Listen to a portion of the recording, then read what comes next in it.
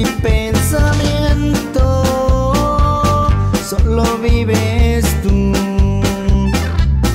y me voy sintiendo lo que no te dije, de cuánto te amaba, de cuánto te amé. Estos 2 minutos quisiera que nunca marcara el reloj,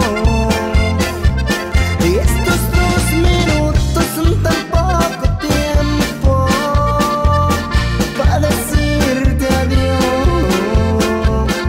Estos 2 minutos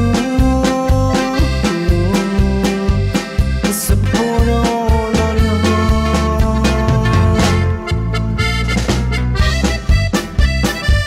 Y con mucho amor, hermanos Cruz.